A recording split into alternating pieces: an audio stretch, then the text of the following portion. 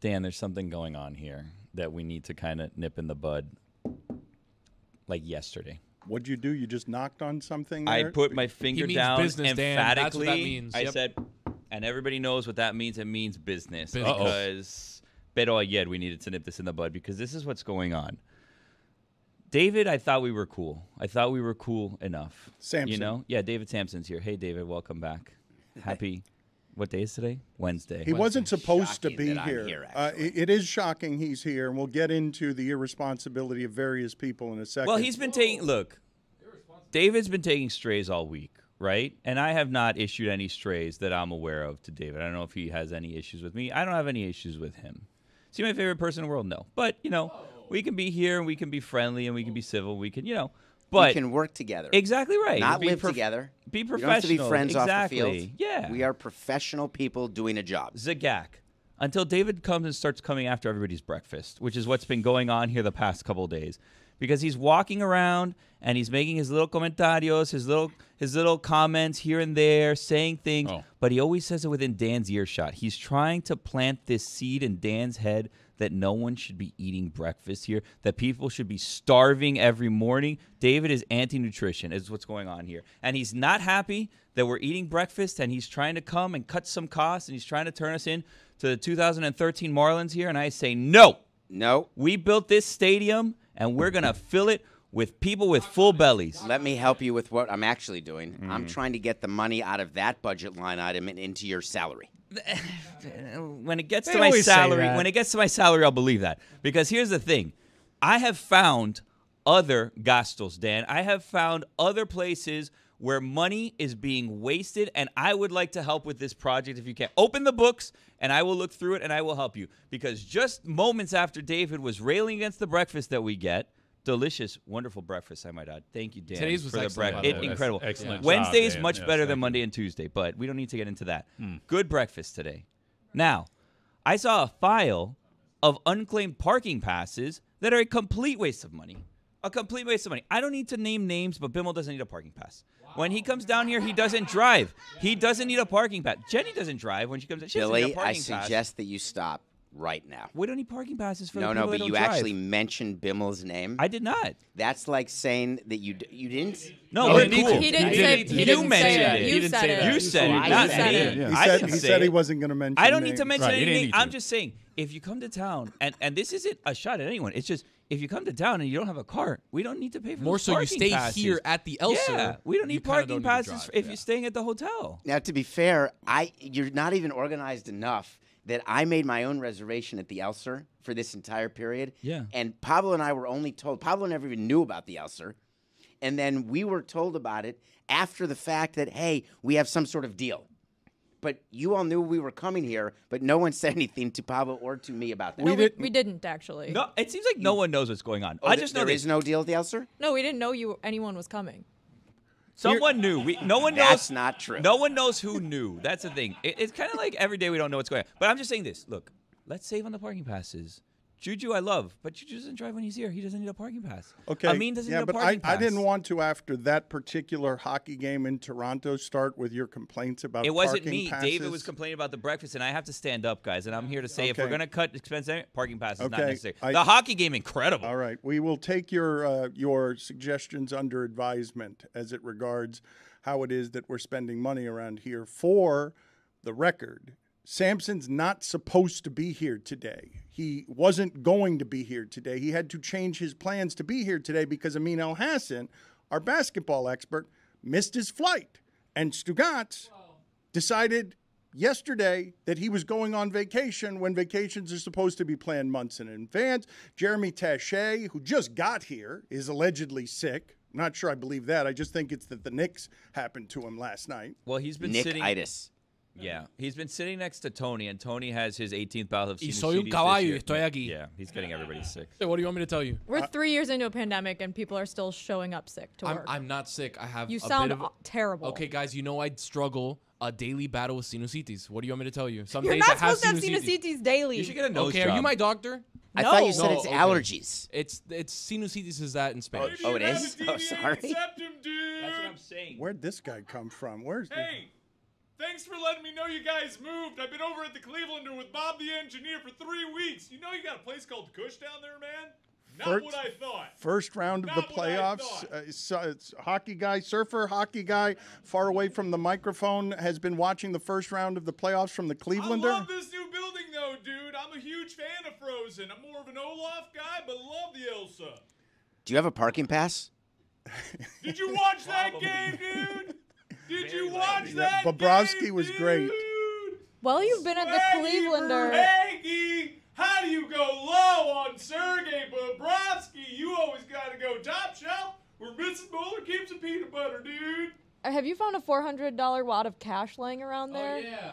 What do you think I did at Kush, bruh? What happened? Did the fine money get left behind or somebody It's stole? still missing. Left behind. Stolen. Yeah, Did it's you watch convenient. Captain America, Joe Paveleski in the late game? 4 goals, dude. It's still not enough. The Kraken. Let's get it cracking, bruh. Roy, that was a quiet Toronto last night. Oh, they shut those people up, man. Oh, man. They were screaming, we want Florida right after they beat Tampa, before Florida played Boston in Game 7. They wanted that smoke. We gave it to Brandon them. Montour his flowers, the full Monty, bro.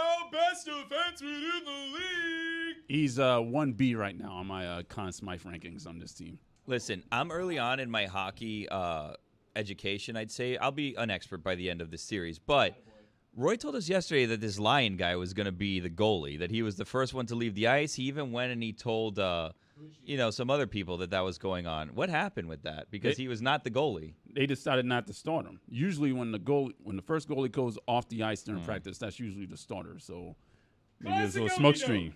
Yeah, classic okie doke. Wait, can we get Roy's top 5 1A through 1E of Conn Smythe players on the Panthers? I mean, there's only one right now. There's a 1A and a 1B, and that's That's Matthew 2, though. Tkachuk. Chucky. Well, Can you name currently 3 more? No, it's just those 2 right now. Oh. I find it to be interesting that I was not at the pre-production meeting because I was working, not thinking I needed to be because Pre-production meeting Why is, would I? is also work, by the way. No, I was doing other work. okay. Thank you. Sorry for not. He was being as doing clear nothing as I could be. personal. He often tackles a whole lot of things on nothing personal that other people are not attacking. I should urge you to check out Nothing Personal, which he does before the show here.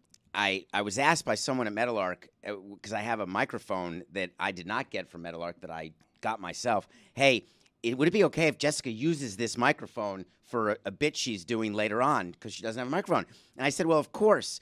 And the person said, and I don't want to mention names, it wasn't Bimmel. Bimmel. It was not Bimmel. You said it, not me. You said it. I was repeating it. I don't You know. just said He it. didn't say it. No, he said it before You've said I it like said 4 No, I didn't times hear now. that. Bimmel. 5. Oh, man. You said it I'm again. just saying that it is surprising to me that this show is not starting with the Heat. If the Heat What? had won last night, would this not be all Heat, all local hour? Well, the Panthers hadn't won a Game 1 in a playoff series since 1997. This isn't exactly a homer show. I get called the urinator all the time for spoiling big moments. You shouldn't feel real good about that Knicks victory, given what it took to get it, and given that Scott Foster is now 6-0 against the Heat. I wanted to ask the group this question, though. If I told you before a game, this is what you can have go your way. You're going to make 3 or 4 extra 3-pointers, or you're just going to get the officiating. Like, how important is getting the officiating? We under a microscope, we study all of these games. Last night, toward the end of that game, there were a couple of unspeakably bad calls. A shot clock violation that ended up being a 5-point swing. Hartenstein, was getting fouls called when his own guys were pushing him. And I'm dead serious about this. For all that we cover these games sometimes, if I give you a refereeing advantage, how high would you put it on things that you would want before the game start for your team? Number one. Yeah, if you tell me that official is Scott Foster, then I put it right atop the list. It depends on the official that I'm getting the advantage of. This one was so skewed, and I know it's a loser's lament, and it should be noted that Miami really missed Jimmy Butler down the stretch last night because they had no one really to go to down the end. They tried their best, but the Knicks got the shots and the whistle, which is too hard to overcome on the road. That was really bad. It was a 2-possession game, and there were huge swings on the 2 calls that you just outlined. The Hartenstein, is it Steen or Stein? The Hartenstein foul on Kyle Lowry, where he just elbows Kyle Lowry in the face. By the way, throughout that entire fourth quarter, where Bam credit to him. He's been really good these last few fourth quarters. One totally disappearing. One totally missing this fourth quarter. Look at his shot chart. I dare you. Well, but it's not just shot chart. They got killed on the boards. Yeah, well, I mean, Hartenstein's also hooking him the entire time, and he's elbowing Kyle Lowry in the face and getting calls there. The shot clock to me was unforgivable. That's one thing you're looking for in that situation. The bounce that it took was so obvious, and it was an easy layup for Gabe Vincent underneath. Easy layup, and that was a huge swing. Josh Hart takes the ball down the court and hits a three down the other end. That's a massive 5-point swing. So to be fair, what the referees are looking at, it is not. So they're told in what position, where you're looking, and it's easy to say three of them. You should be looking at everything all at once, but you can't. My defense of that, and I can't believe I'm defending referees or umpires in any way, they're looking to see if there's a foul on the shot. They're looking to see if there's a foul, anything going on in the lane. There's not a guy looking to see whether it's going to be an air ball. So when they see out of the corner of their eye, they're not going to see. Just taking your word for it on this. I feel like there's an official looking to see if the umpires. The umpires, part of their job is what they're looking at. This is basketball, but it's the same in the NBA. They're positioned in a way that should be reviewable. Then. So that I totally agree with. I didn't watch the early part of the game. I don't know if Spo didn't use his challenge, but Spo should have used a challenge there. But even if you use a challenge that's successful, you don't get the 2 points that were an easy putback for Gabe Vincent. You get a side out. And it was just a huge blown missed call. Huge. Are you guys not happy with how that game went? Like, without Jimmy Butler, that wasn't a 6-point game. That's a game that they easily could have won. That game should be something that has you happy, I would think, moving forward in the rest of this series if Jimmy Butler comes back. Oh, Billy, I'm super encouraged by that performance as a Heat fan, but, that would have been sweet. Can you imagine the banter that would have been flying if they won that game 2 without Jimmy Butler? New Yorkers are annoying. Can I just say? Nothing personal, David. But like when I see the Knicks fans, they were so happy. And it's like, this is a game that you should easily lose. You're so proud. You have so much bravado for a game. Like, you should not be proud of this game and this performance. I was despondent after the game, just as a Knicks fan. That's not a victory. That's a Heat victory last night.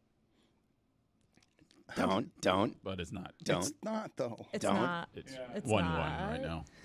Not 2. Not, It's well, not. let's be honest. It's not a Heat victory. It was a was pretty Scott close. Foster victory last night. Put it on the poll, please, Juju, at Le Batard Show. Is the Heat series tied 1-1 Scott Foster? A lot of people were upset by how David Samson was treated yesterday around here. Again, he's not supposed to be here today. He is only here today because Amin El-Hassan, irresponsible Amin El-Hassan, missed his flight. I've told him those red eyes are dangerous, and he overslept. I don't know exactly what happened, how you oversleep for a red eye. Did he fall?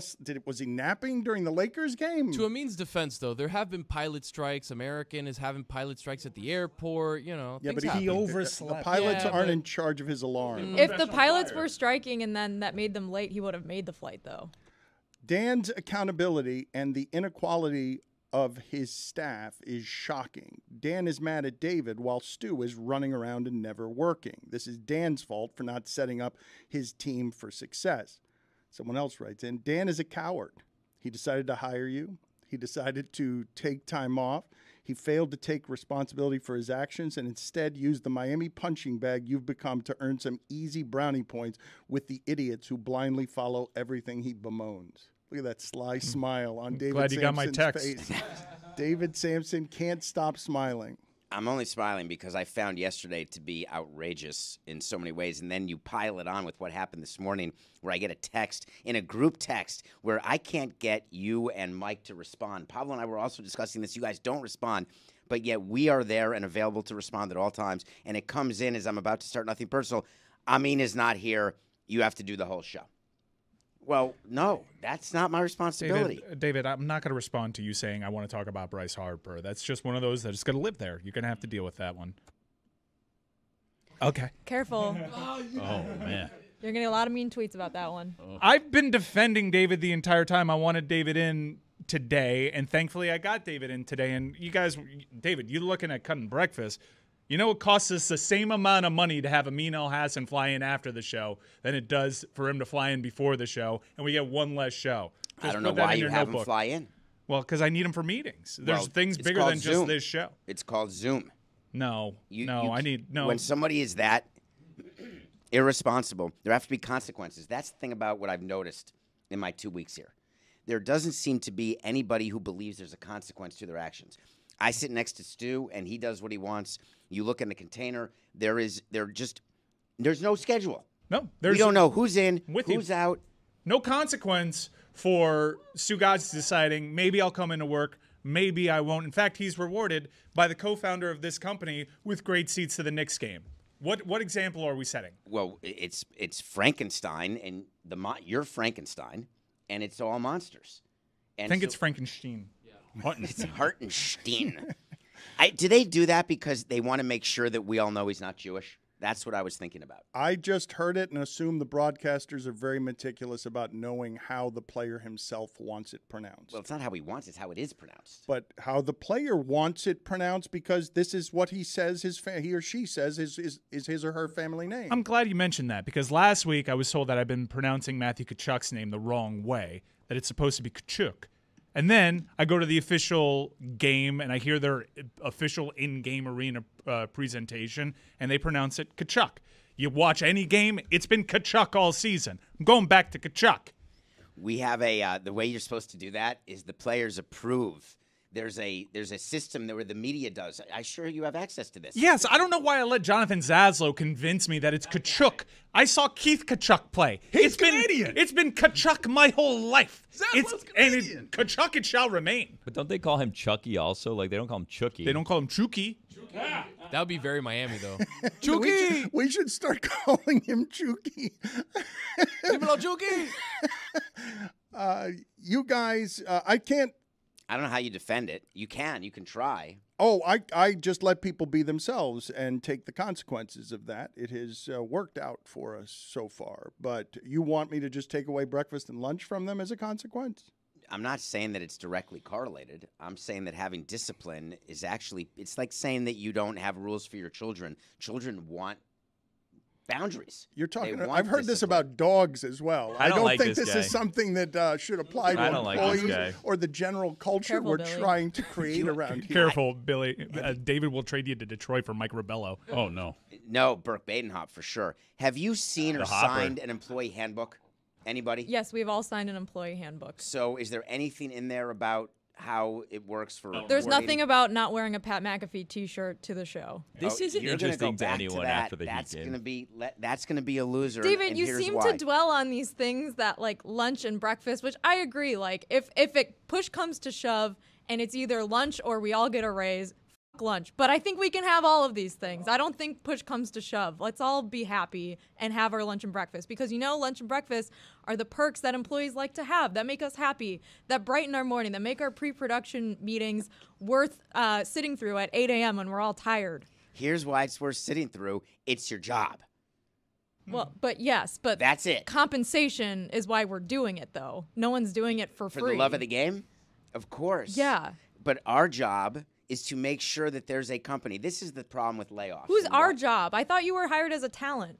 It's all purpose. It's a hybrid position. And he wants to be our player rep. There were two playoff Exactly. games. I Thank can you. tell you. What's Oh, happening? listen. Third eye open.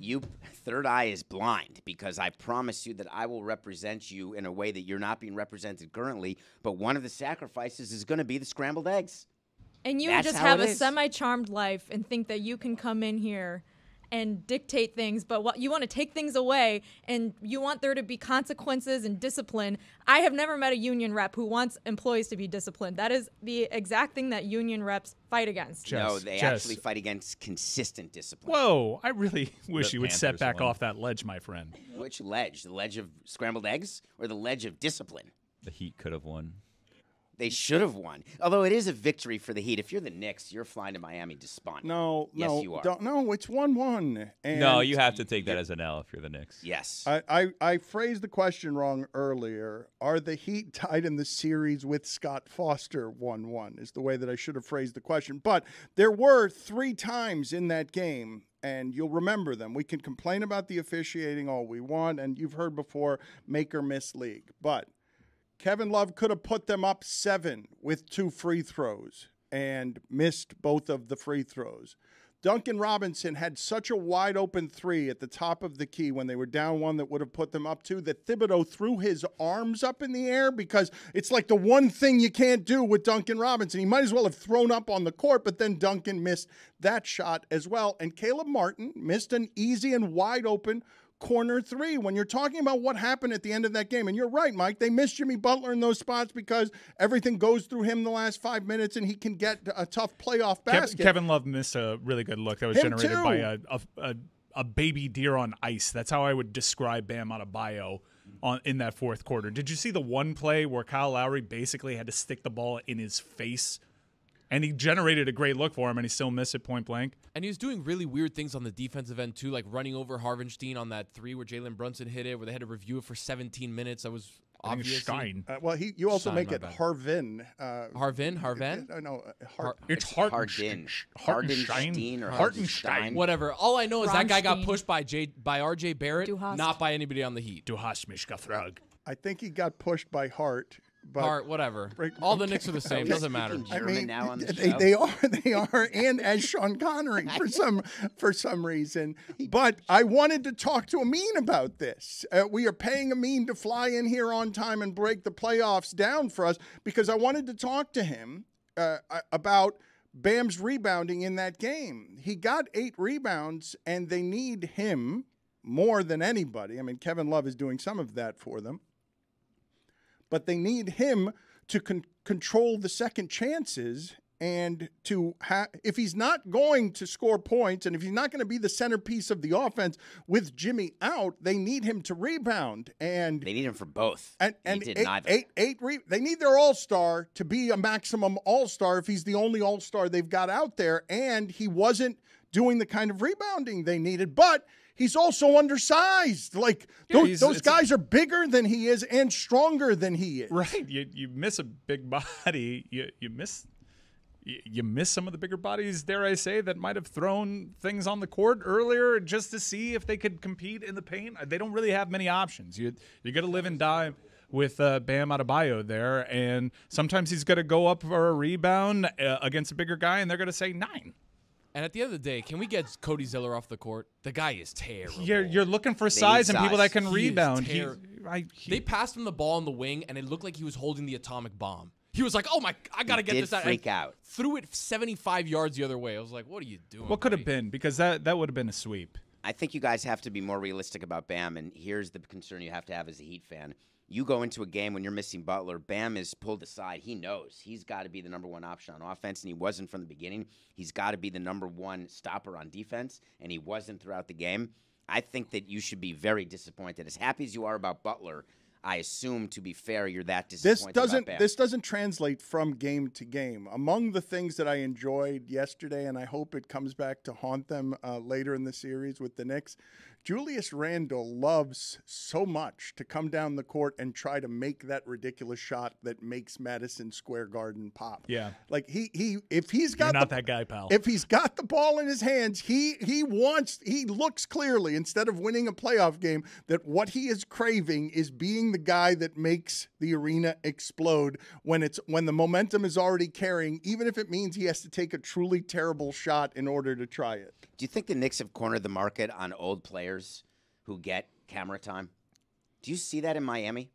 Bernard King, I didn't recognize John Starks, Bernard Marcus King. Camby, Bernard King, Carmelo Anthony. It's not. Who comes to It's Heat not games? landing the way that they think it is I either. agree. Because It I makes- just see this parade of losers, and I'm supposed to care about it. You know what I love? My favorite part about that game was Jimmy Butler, as the game was winding down, just nodding his head and waving to the fans, like, you got away with one. If I was here, it wouldn't be that way. He was telling the audience, I wonder how it's going to be. Leguizamo was in the crowd. He annoys Ben me. Stiller. I didn't see Stu. I Did saw anyone Hank see Azaria. Stu? I didn't see Stu. I got mad every time I saw Stu on her social media accounts with the selfie cam. Yeah, because I'm like, now we're just justifying this expense. Oh, he's gonna. And he's speaking definitely get so deducted. low, I can't even hear him from there. It's just terrible. I think all the of way it. he's holding the phone, he's covering the mic on the bottom. So Yeah. he's got to hold it this way, not that way. Amari Stoudemire was there as well. What are you looking Was at? he wearing a? Is he Orthodox? Did I hear that Yeah, somewhere? yeah, he's Jewish. He may have been. No, but is he He was wearing. He was what wearing the looked like curls? Those are no. I don't think he's wearing the curls, but I think he was wearing the black hat. Yeah, I saw him with a hat. No, but is that like an ordinary hat that you wear to a game, or is that the? I never know with NBA players. I don't man. think though. That's a good question, but I didn't think that was a style choice. I did think that he's very proudly Jewish. I thought that was a religious choice. Yes, which I found interesting. I didn't know that he was going to do that. Any other opinions here? No, I just think the Knicks should be better on the court than in the stands. You should have said 9. David successfully, and he does this, and it's one of the reasons that he was penalized yesterday because of how he hijacked the Monday show, a local hour that should have been celebratory throughout South Florida and was infected by the Knicks virus. But he took us off of the Panthers' victory yesterday, and he took us off of Montour. I mean, I heard on the broadcast last night, they said that if he played in a real and legitimate hockey market, that he would be a Norris Trophy guy because he's a defenseman who's scored, 6 goals now in 8 games, was great all season long. It's not like he's just great now. He was great for them all season. If we're handing out awards based on form right now, you would hand the Norris Trophy to Brandon Montour. And Matthew Tkachuk is as good as any forward in the league right now that's not named Connor McDavid. They're playing really well. And after you beat the Boston Bruins, I look at the landscape of the East and I see the Toronto Maple Leafs. I'm like, that's the toughest competition left. If they can get past the Toronto Maple Leafs, you're looking at a team that could possibly make a Stanley Cup final here. Mike Ryan thought, and is right empirically, I think, that Toronto represented a difficult matchup for the Panthers, but they made it look pretty easy last night. Oh, yeah, they absolutely shut them down. The forecheck actually produced, almost all the goals except for the breakaway from Carter Verhaeghe. And once the third period started, that was the hockey that Paul Maurice was talking about. They completely shut them down until they pulled Samson off at 2 minutes left. Capitulation time. That is playoff hockey. That is the style that they were struggling to implement, and it almost cost them the playoffs throughout the regular season. But that tree has bared fruit, and you're seeing it right now. And also, Sergei Bobrovsky, I'll bend the knee.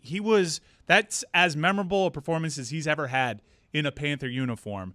Thank God Toronto doesn't know the scouting report, and they keep trying to go low. That's Bobrovsky's strength right there. He was spectacular in that third period.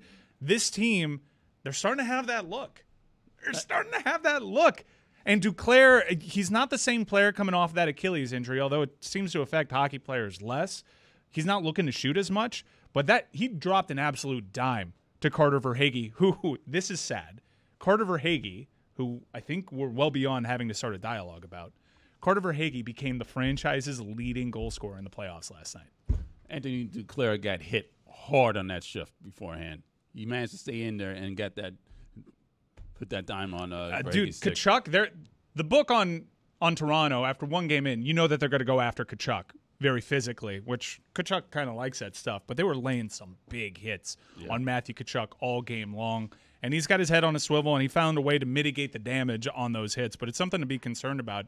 You have 2 alphas here locally in Jimmy Butler and Matthew Tkachuk that are finding ways to put the team on their shoulders. Even if they're not actually getting credited with an assist, they're on the ice making things happen that make goals happen. What you have said that is appalling, because that is a truly horrific playoff history when Carter Verhaeghe sits atop your playoff anything. They haven't won a game in the second round since '96. I understand. Yeah, first game 1 victory, as Dan noted, since the 1990s. Carter Verhaeghe became the franchise's leading scorer with his 11th playoff goal last night. David Samson, who likes to stay on top of things so he could be maximum prepared. David is very disciplined. In fact, I can't imagine missed flights and people being late. When's the last time you, David, were late to anything? I'm not even talking about work-related. I'm talking about anything in the world. A restaurant reservation. Like, he is super anal. I can't imagine him being late for anything ever.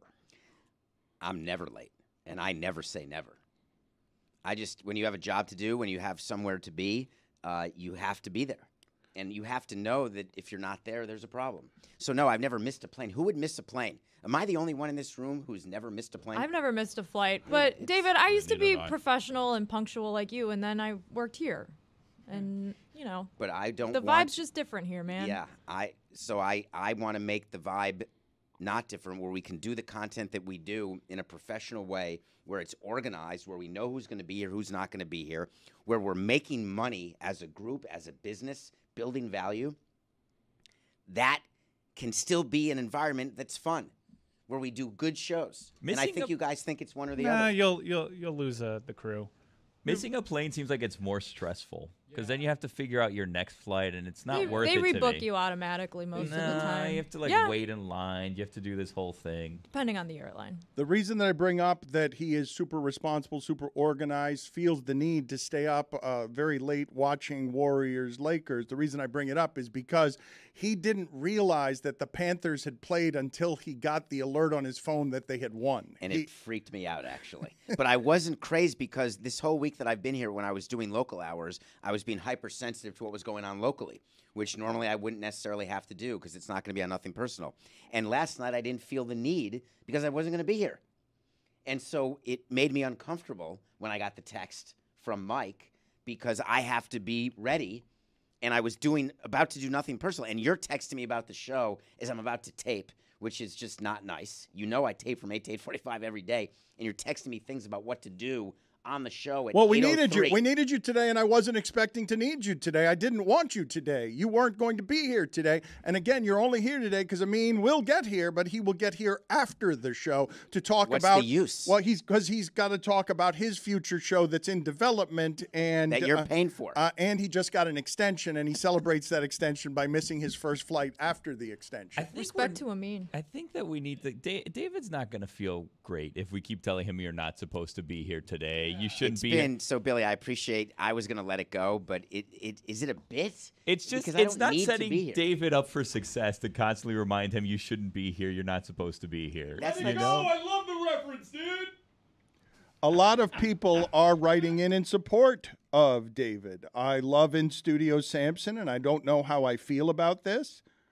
I really like David Samson, but this guy would bring ants to his own picnic. Samson is robotic.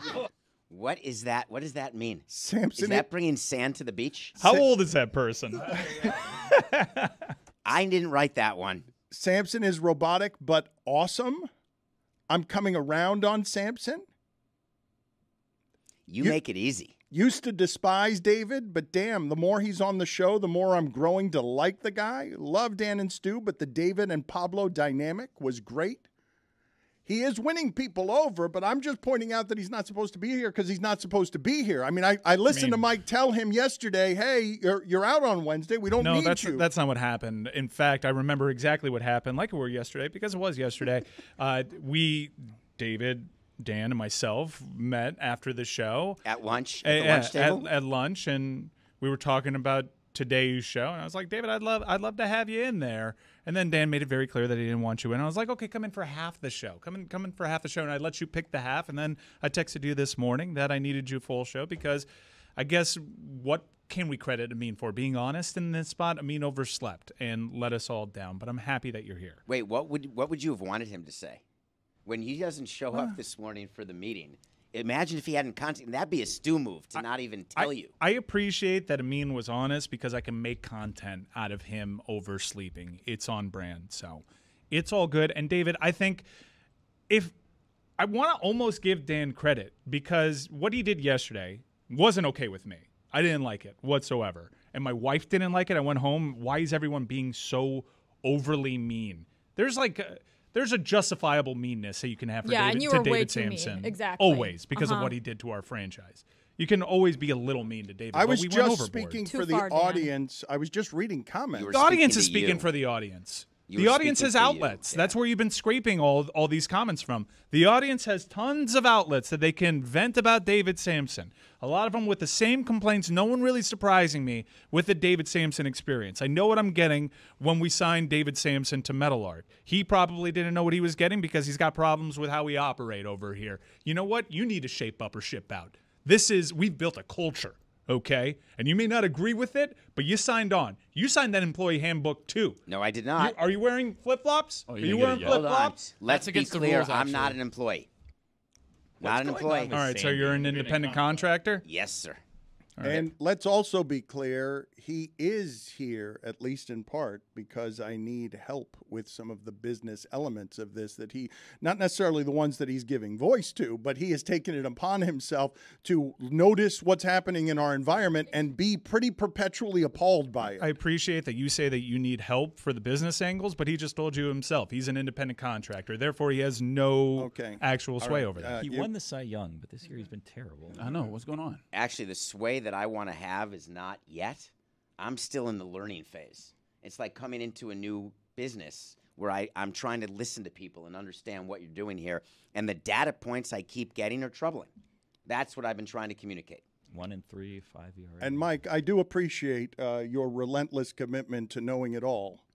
But I know why he was hired, and I know how he was hired, and I know what it is that he is supposed to be doing here, and it is a hybrid job to help me and us also understand, on top of his other responsibilities, just like you're a hybrid producer here who also deeply wants to be a Hollywood producer making movies, there are multiple titles here, and while he's a contractor, I know what his responsibilities are. Thank you for acknowledging my commitment to knowing it all. I appreciate you, Dan. Did you know that the Florida Panthers scored 4 goals last night? That's as many goals as they scored in the entire second round last year. Complete game shutout, but nothing since. How do you feel about all of that? He's given up 19 runs in his last 20 innings, Billy, as the ace of your staff. He is the thing that's most responsible for losing so far this season with the Marlins. I mean, so the positive is you'd think that he'd turn it around, right? And they've kind of been treading water since with him not succeeding. So that's the positive spin you want to put on it. But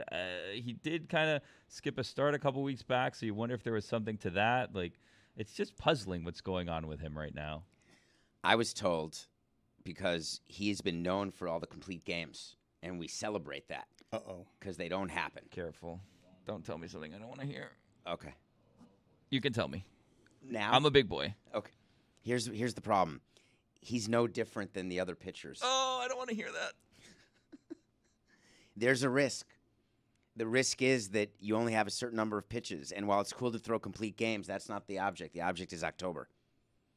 You think his body, even though you can't see it anywhere except in perhaps the performance, you think throwing all those complete games, being the pitcher in the league who can throw performance. Well, yeah, but I can't see it when I'm watching him pitch. It's not his velocity's not down, his location's not down. They're just hitting him. That means that his location is off and that his velocity has changed, and the way he changes planes, he's not fooling hitters. But he is a beach, David. He's different. I want him to be different. I want him to win back-to-back Cy Youngs. I want the Marlins. Believe it or not, I want them to win another World Series. I don't believe it.